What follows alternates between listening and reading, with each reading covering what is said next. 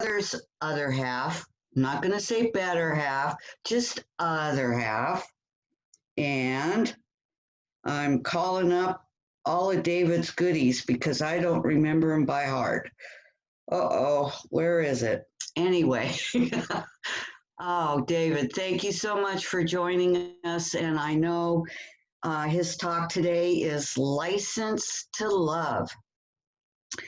David's been around for a while, and we have been blessed in the past to have him with us, as we are blessed today to have him with us.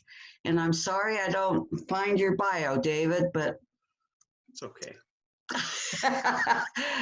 Most of us know you in one way or another, either through your blog or through your previous talks at Mountainside.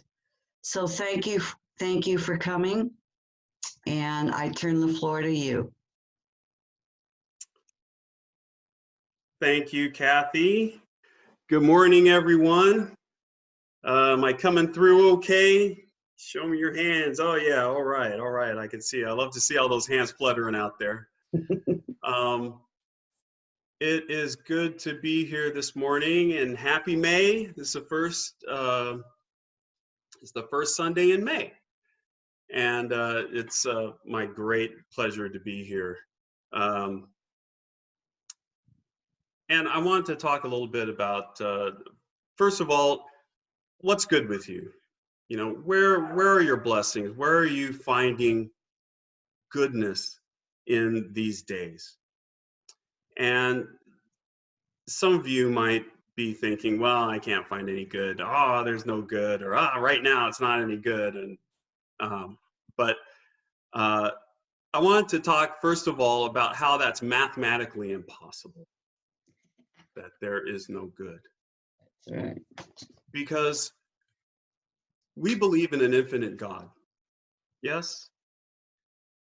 We believe that that God is good. And the nature of infinity is that it has no beginning and it has no end. It is everlasting, which means that God was here yesterday, God is here today, and God is here tomorrow.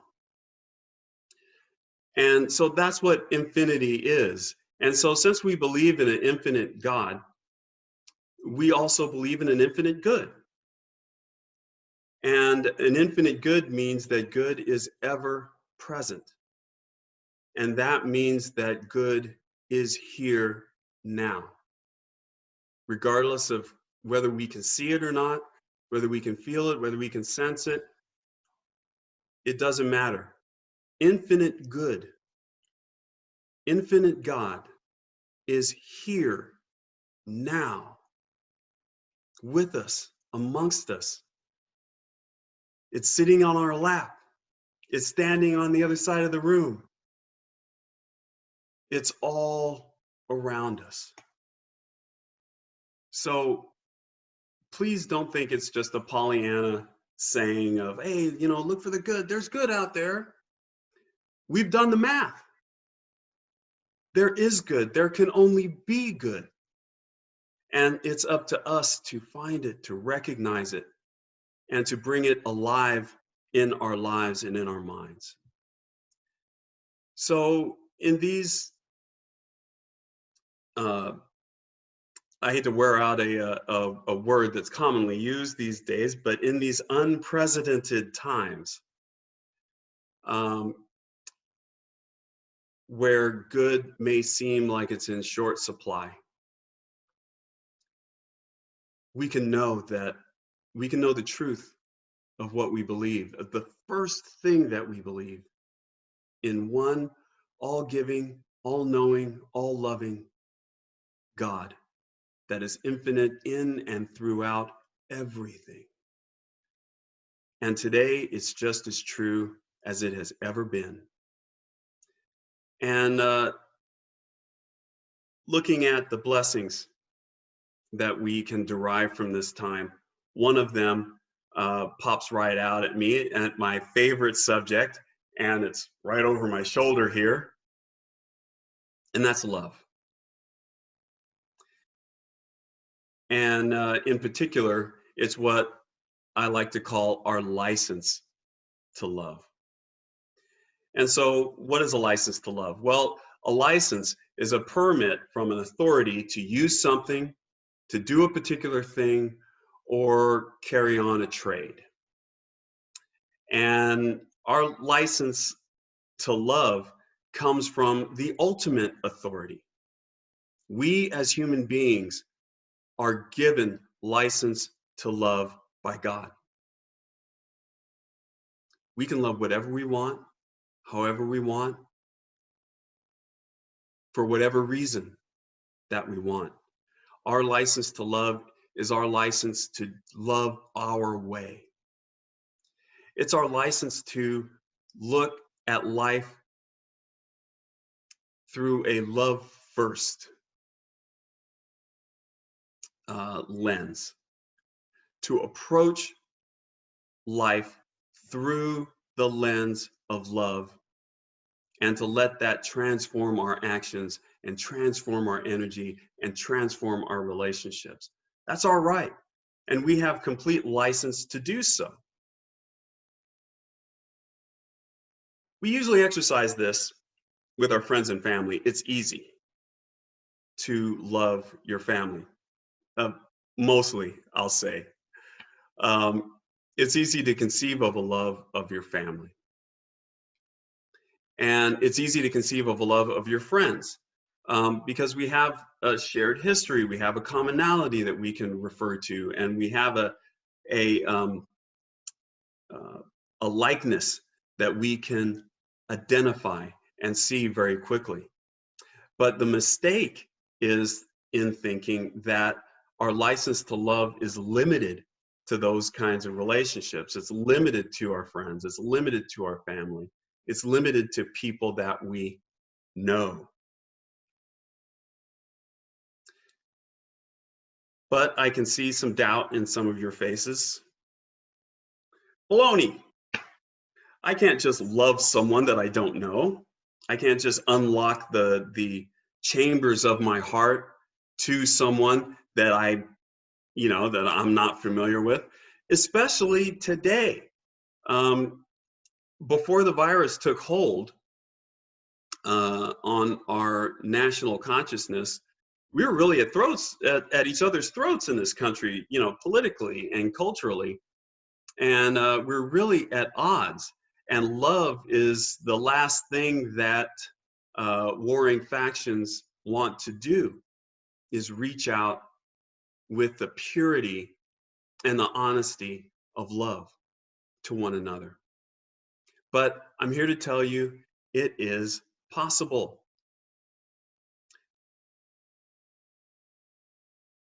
I had a situation with instant love happen. And this was a few years ago. I was on a business trip, and we were flying in from somewhere. We were flying into Houston to George H.W. Bush International Airport in Houston. And if you've ever flown into this airport, it is known for its high wind conditions. And coming into the airport can oftentimes be a very turbulent experience. And this is one of those occasions. We're flying in. The pilot warned us there might be turbulence. Might be. There will be turbulence, and to buckle in and to hang on, but everything's going to be okay. A few minutes later, turbulence, and it was a terrifying brand of turbulence. And first of all, it was shaking the whole plane. And it's a funny thing about turbulence. If you have a window seat, you look out the window and you can see the wings of the plane kind of flapping as the plane's bouncing along. And then all of a sudden, we dropped. And I don't know how far we dropped, but the plane just dropped. Everybody in the plane screamed. And the person that was riding next to me, that was flying next to me, my neighbor, this was a 5-hour flight, and I didn't say anything. We hadn't exchanged words other than an exchange of pleasantries when she sat down. But we hadn't said anything to each other. She's in her book, and I'm into doing something on the computer, and we were just writing. But as soon as we hit the heavy turbulence, I felt a hand on my hand. And I reached and I clasped that hand. And we looked at each other, and we gave each other a look without saying anything. And that look was, I'm afraid. I need a human being. I need to feel the comfort of another human being that is sharing this experience with me. And as the turbulence got worse and it ebbed and it flowed, we sat there holding hands, writing it out. And on the big bumps, we'd take a look at each other and we'd be there for each other. Then when we landed, eventually, everything was okay. We were taxiing to the terminal, and of course, everyone's kind of looking at each other, breathing these sighs of relief and talking about how scared they were. And my neighbor that was next to me, that we wrote it out together, we just shared a glance, and she said thank you to me.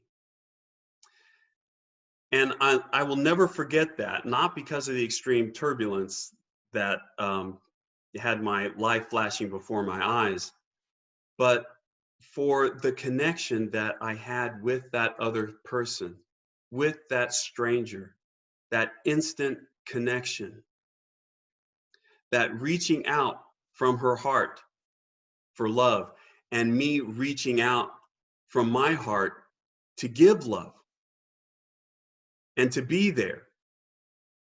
I've flown on many flights and I've experienced all kinds of turbulence. And if you're not used to flying and you feel turbulence, you feel like the world's going to end. And some people feel that way. And it was my honor to be there for her and to be a calming force through love for her. And so what that taught me was that, first of all, the whole thing was about love.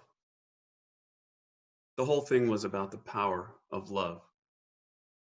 And how beautiful it is when we can just put everything else away. Now, when she grabbed my hand, she didn't ask me, hey, how do you vote?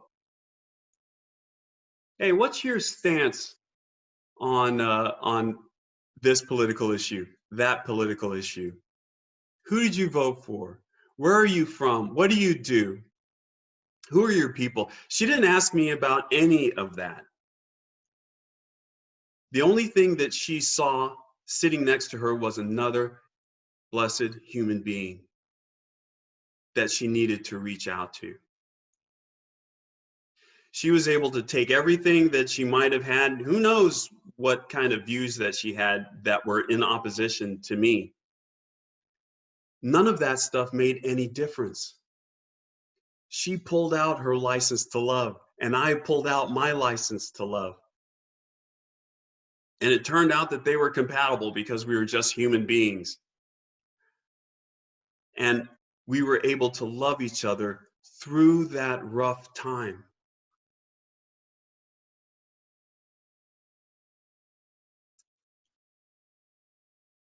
So that is the love that I'm talking about. That's the license to love that I'm talking about. And we all do this in times of great stress, great disaster. Our normal requirements for love are removed. Wait a minute, I got to know who you are. I got to know what you are. I got to know how you're related to me. I've got to know all of these things, and then I can love. But in times of emergency, love is sitting there in that glass box. Our license to love is sitting there, and we break that glass box and we reach out to each other. And that is what I'm seeing a lot of throughout this very rough time that we're all in the midst of now. It is the desire to reach out to people. I mean, I am having a difficult time because I am noticing that I just crave human contact. I miss opening the door for people at the store. If I'm at the store and I open the door for someone, and that little exchange that you get when you do that, and you have that little nod, it's like, hey, thank you. Hey, you're welcome. That's a love exchange. That is what we're craving. That is what we're needing. And that is what this virus and our shelter in place and our collective timeout is giving us a chance to reflect on. How much we need each other, regardless of how we feel politically, culturally, socially. None of that stuff matters. We need each other. And it's in time of crisis like this that we have a perfect excuse to throw away all of our other requirements and just be there for each other and love one another. So what does this look like in the real world? Well, loving someone doesn't mean that you have to, invite them into your home and empty your wallet and, all of these other things. Sometimes it's just a feeling that you can convey. And I have another story for you. Heather and I are driving through Wendy's to get dinner. And as we drive through, we pull up to the drive-through window. The person that's taking our order is rude. What we perceive as rude. She's short. She's not attentive. She forgot that I was sitting there waiting to give my order. And my wife and I, we're from customer service backgrounds. So I'm really keyed on to customer service. I really try to provide good customer service. I try to recognize when I experience good customer service and acknowledge the person. But then when I don't get good customer service, I am really kind of unforgiving. It's kind of a pet peeve of mine, and for both of us. And as we sat there receiving this service, this poor service, and complaining about it, we were just kind of going on and complaining. And so we put in the order, and we're waiting there to get to our to the window to pay. We get to the window. I'm fumbling around for change, and Heather catches the eye of the person that gave our order, that took our order. And I'm not seeing this exchange, I'm just hearing it. And she says, hello, to Heather. And it was the most beautiful hello. It was genuine. It was heartfelt. It was the kind of thing that even though you aren't looking at it, you can tell there's a smile behind it. You know the kind of hello I'm talking about? And immediately, I'm disarmed. I was ready to, I'm not getting good service, so I'm going to act like I'm not getting good service. Here is your money. Good day. And then drive off in a huff because I'm right. Right? But her hello disarmed me. It was genuine and warm. And then it made me think, well, geez, these are rough times that we're in. And just because I perceive her being rude in the drive-thru doesn't mean that her tone, her attitude had anything to do with me. I don't know what she's worried about. I don't know what's going on in her life. I don't know if she's got sick relatives. I don't know if she's got a husband that's out of work and they're worried about making ends meet, but she still has to come to work and do her thing. I don't know what her stresses are. I don't know what's behind this perceived bad service that I got. And so looking at things through the eyes of love, allowing myself to just love her and then try to examine her behavior, I found myself capable of making all kinds of excuses for her. I found myself capable of letting her off the hook for her service, letting her off the hook that I put her on, and just loving her and wishing her well, genuinely. It could be that when people are rude, that they might be just reaching out in their own way for love. And I didn't say anything special to her. I just changed my tone. I changed my attitude. And how I approached her was I approached her with love. I smiled, gave her the money, wished her well in my mind, came to peace with the whole situation. And we drove off with love in our hearts rather than doing what we would normally do, and that would be lamenting the bad service.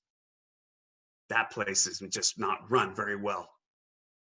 I'm not going to come back to this Wendy's. I'm going to go to the other Wendy's. Instead of doing all of that, we looked at her through the eyes of love. We considered this whole situation that we're in, and we gave ourselves license to hold up. Don't judge. Just love. And it is through love that we find peace. So I've got some homework for you. In these turbulent times, know and understand that people are reaching out. They're reaching out with their rudeness. They're reaching out with their niceness. They're reaching out with their indifference. They're reaching out a hand just as surely as my neighbor was reaching out her hand to me when we were going through that airline turbulence. And when people are reaching out to you, see if you can recognize it. See if you can look at them through the eyes of love and not react in offense. React with love. Evoke your license to love. Open up your parameters so that you can allow more people into your heart, so that you can be more understanding, so you can be more accepting. And just that little change makes so much of a difference. And I guarantee you, are looking at her through the eyes of love and treating her as a loved one instead of treating her as an enemy made an impact, made a positive impact. Our smiles, our gestures mean so much more and go so much farther than our frowns and our condemnation. Use your license to love to bring peace and love to the world, one interaction at a time, one hand at a time. So let's take that into prayer.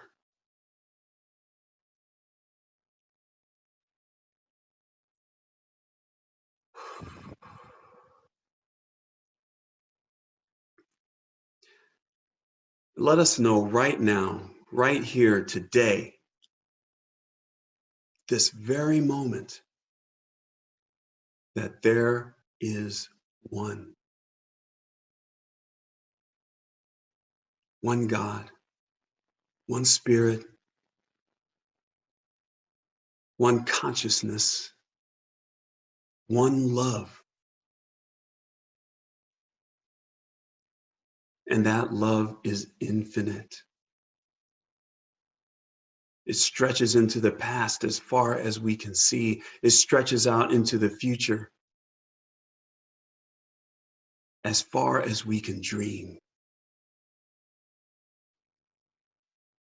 And it stretches into our present as far as we can embody it now. It is here from this place of knowing that we know that we are in constant contact, constant connection, constant communication with the divine, infinite, loving creator of all things. And we can never be separated from it. We can never be separated from it or its qualities.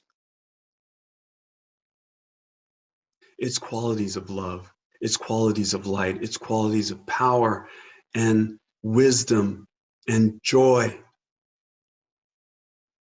We are never separated from God or the qualities of God. And so we have an overflowing abundance of love that we can use in our lives. We have license to love however we wish, whatever we wish. We have the ability to open our hearts and embrace the world.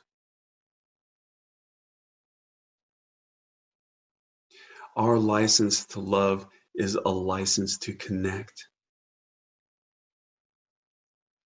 And our authority is the authority. I'm grateful. I'm grateful to be here and proclaim it. I'm grateful to know this for myself. I'm grateful to know this for each and every person in this service. I'm grateful to know this for each and every person on the planet. I'll go so far as to say each and every being on every planet. This is true. Our love is true. And I release these words of love, beauty, and power into the mind of the universe to do its works, to reflect love, beauty, and power back to me in infinite forms. Because this is what it does. This is all that it does.